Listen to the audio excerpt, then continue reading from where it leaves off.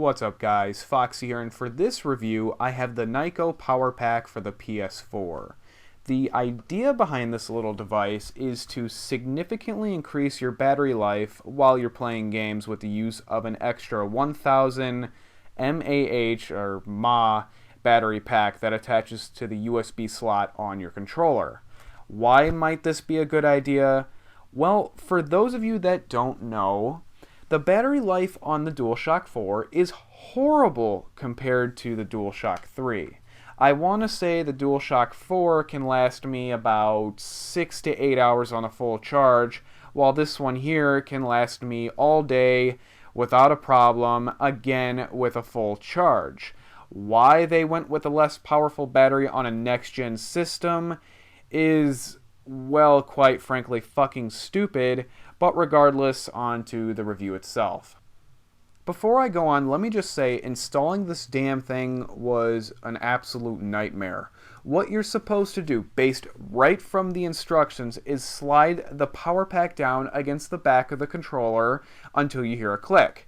The problem I was having is that it wouldn't fit. I could only go about halfway down and it wouldn't go any further no matter what I tried. I did this for about probably an hour until I said screw this. I took out a knife and gently pushed the USB plug on the power pack away from where the controller would rest against.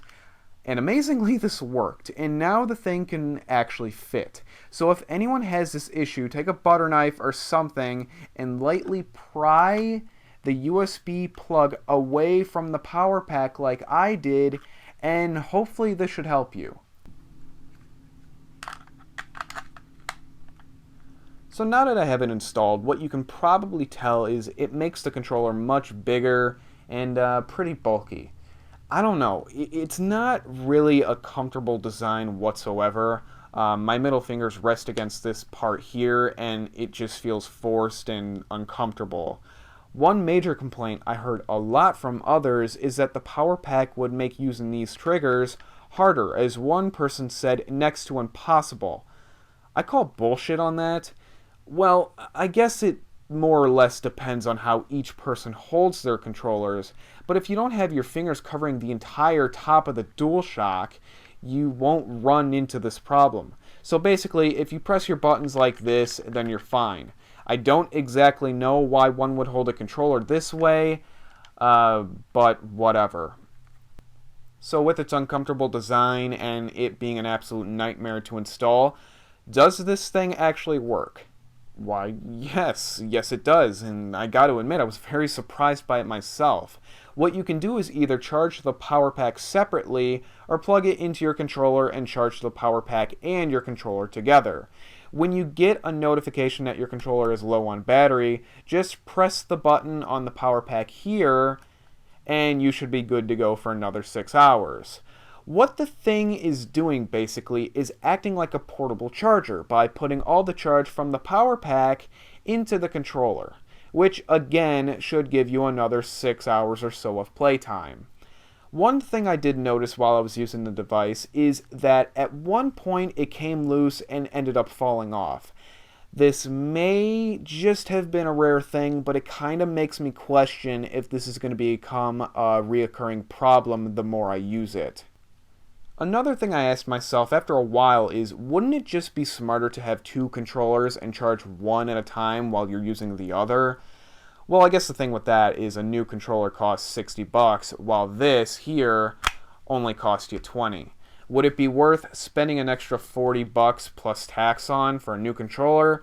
That's up for you to decide. For me, I might just end up returning this and saving my money for a new controller instead.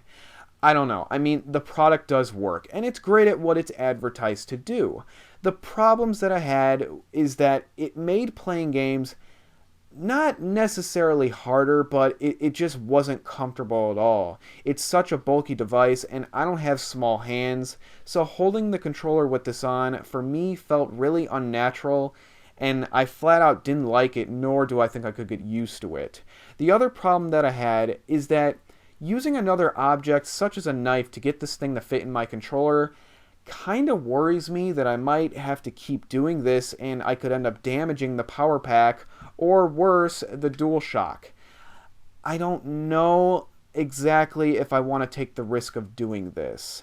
So take that for what it's worth. If what I don't like about the Power Pack doesn't bother you, then by all means go and try it out for yourself, because it does work very well. For me, like I said, I'll probably end up saving my money and instead getting a second controller.